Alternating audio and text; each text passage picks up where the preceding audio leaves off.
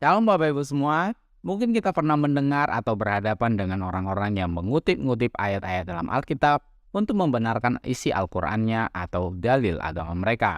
Nah, sama saya sebut sebagai teologi maling atau teologi pemulung Bapak Ibu, karena mengambil apa yang bermanfaat bagi dirinya dan membuang apa yang tidak bermanfaat dari Alkitab.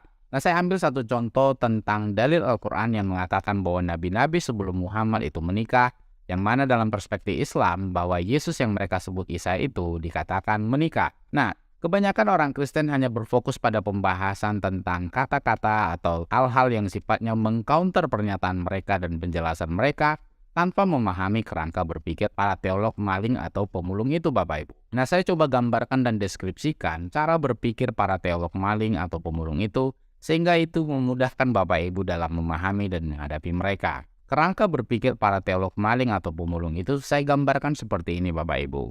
Di dalam Al-Quran, nabi-nabi sebelum Muhammad itu dikatakan menikah dan punya anak. Dasar mereka adalah Quran Surat 13 Ar-Ra'd ayat 38. Nah, mereka mengambil isi Alkitab yang mana katanya Yesus menikah dengan Maria Magdalena karena menyebut gine atau gune. Mereka kutip dari Yohanes 19 ayat 26. Kemudian mereka konfirmasi hal itu dengan mengutip kitab apokrifa Injil palsu, Injil Thomas. Nah, kita lihat satu persatu Bapak Ibu. Di dalam Quran Surat 13 Ar-Ra'd ayat 38, ini adalah dalil dari saudara-saudara kita yang dari Islam yang mengatakan bahwa Rasul atau Nabi sebelum Muhammad memiliki istri dan memiliki anak. Kalau kita perhatikan di sini, walakat arsalna rusulan min qablika wa ja'alna lahum azwajan wa dzurriyyatan. Nah, ingat Bapak Ibu, saya membacakan teks Arabnya bukan seolah-olah saya mengikuti lomba MTQ. Saya membacakan ini untuk Bapak Ibu yang dari Murtadin maupun dari Kristen. Nah, kita lihat terjemahannya. Dan sesungguhnya kami telah mengutus beberapa rasul sebelum kami dan kami memberi kepada mereka istri-istri dan keturunan.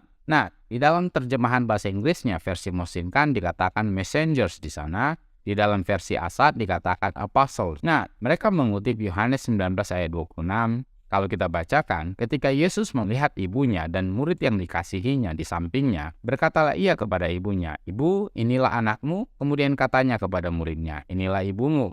Nah, ayat ini diartikan oleh teolog maling dan pemulung itu bahwa Yesus menunjukkan Maria Magdalena sebagai istrinya. Nah, meskipun tulisan anak di situ adalah anak laki-laki, tetapi karena mengutip Injil Thomas bahwa perempuan pun diperhitungkan sebagai laki-laki. Nah, kita lihat Injil Thomas Bapak Ibu dalam Logion 114, dituliskan di sana, Simon Petrus berkata kepada mereka, "Biarlah Maria pergi dari kami karena wanita tidak layak untuk hidup." Ayat 2, Yesus berkata, "Lihat, aku akan menarik dia untuk menjadikannya laki-laki sehingga dia dapat juga menjadi roh laki-laki yang hidup sama seperti kamu. Tetapi aku berkata kepadamu, setiap wanita yang menjadikan dirinya laki-laki akan masuk kerajaan surga." Nah, di dalam Logion 114 Injil Thomas ini, memperhitungkan Maria sebagai laki-laki dan memiliki roh laki-laki yang sama seperti Simon Petrus. Dengan demikian Maria diperhitungkan sebagai laki-laki. Dan banyak orang Kristen maupun teolog mempertahankan bahwa bukan itu artinya, bukan itu konteksnya, bukan itu teksnya, begini dan begitu. Saya pikir itu hanya akan menghabiskan energi dan waktu kita Bapak Ibu berhadapan dengan teolog maling atau pemulung. Nah, kalau pernyataan mereka bahwa Yesus menikah berdasarkan kata gine atau gune yang mereka sebutkan yang ada di dalam Alkitab bergerak dari dalil Al-Quran bahwa nabi-nabi sebelum Muhammad itu menikah, mereka mengutip Yohanes 19 ayat 26 bahwa Yesus menunjukkan Maria Magdalena sebagai istrinya di sana, peristiwa itu terjadi pada saat Yesus disalibkan. Pertanyaan yang bisa kita ajukan kepada mereka para teolog maling atau pemulung itu, apakah mereka mau mengakui Yesus itu disalibkan, Bapak? Karena peristiwa itu terjadi pada saat Yesus sedang di atas salib. Jadi, kalau mereka mempercayai bahwa Yesus menikah dengan Maria Magdalena dan mengutip kitab Yohanes, itu artinya di saat yang sama mereka harus mempercayai bahwa Yesus itu disalibkan. Kalau akhirnya tidak bisa menerima bahwa Yesus disalibkan tetapi hanya membuktikan bahwa Yesus menikah, maka itu namanya maling atau memulung ayat Alkitab yang menjelaskan Yesus menikah berdasarkan dalil Al-Quran, tetapi tidak mengakui bahwa Yesus itu disalibkan sesuai dengan Al-Quran. Nah, pilih mana? Al-Quran atau Injil Yohanes? Mengakui Yesus menikah dengan menggunakan ayat kitab Yohanes, maka dia harus mengakui bahwa Yesus juga disalibkan. Pilih Al-Quran atau Injil Yohanes. Selanjutnya, ketika para teolog maling atau pemulung itu Bapak Ibu mengutip Injil Thomas untuk mendukung dalil agama mereka, pertanyaan selanjutnya, Apakah mereka mau meyakini pribadi Trinitas atau Tritunggal yaitu Bapa, Anak, dan Roh Kudus? Karena di dalam Injil Thomas Logion 44 dituliskan di sana, Yesus berkata, "Barang siapa menghujat Bapa, ia akan diampuni, dan barang siapa menghujat Anak, ia akan diampuni. Tetapi siapapun yang menghujat Roh Kudus, itu tidak akan diampuni, baik di bumi maupun di surga."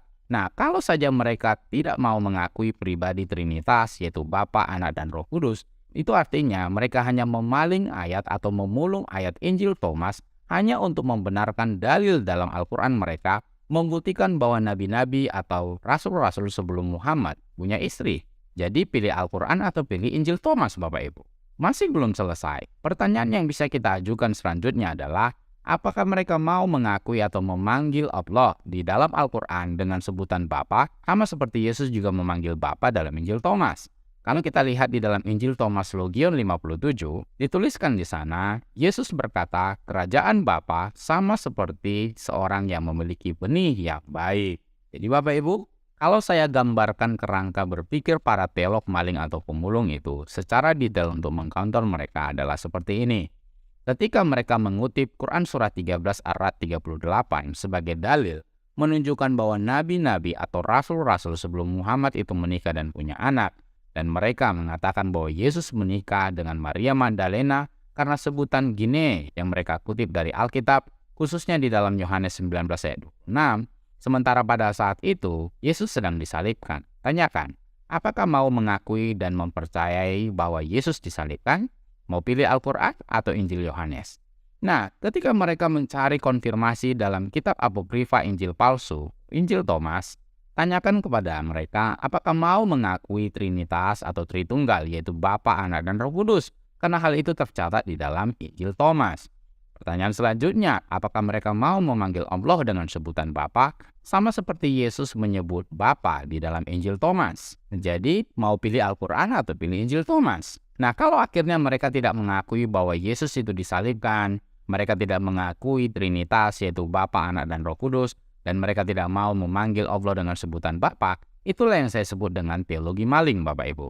Mengambil apa yang bermanfaat dan menguntungkan bagi dalil agamanya, dan membuang apa yang tidak bermanfaat dan mendukung ajaran atau dalil agamanya. Mengutip dan mengakui Injil Yohanes berarti harus siap bahwa Yesus itu disalibkan. Sementara dalam Al-Quran, Yesus tidak disalibkan. Mengakui Injil Thomas harus siap menerima Trinitas yaitu Bapa, Anak, dan Roh Kudus, dan harus siap memanggil Allah dengan sebutan Bapa. Mau pilih Al-Quran atau Injil Thomas? Demikian yang bisa saya sampaikan Bapak Ibu. Semoga menjadi berkat, menambah pengetahuan dan wawasan kita semua, dan membuat kita semakin bijaksana dan berhikmat di dalam Tuhan, dan bertumbuh dengan sehat dalam pengenalan kita yang benar akan Tuhan yang benar. Jika Anda terberkati dengan konten-konten edukasi dalam channel ini, mari dukung terus channel ini Bapak Ibu, supaya tetap eksis dan mengedukasi banyak orang. Channel tidak biasa, channel edukasi Kristen dan Murtadin, bagi kemuliaan Kristus di Indonesia maupun di bangsa-bangsa. Jangan benarkan yang biasa, tapi biasakanlah yang benar. Tuhan Yesus memberkati.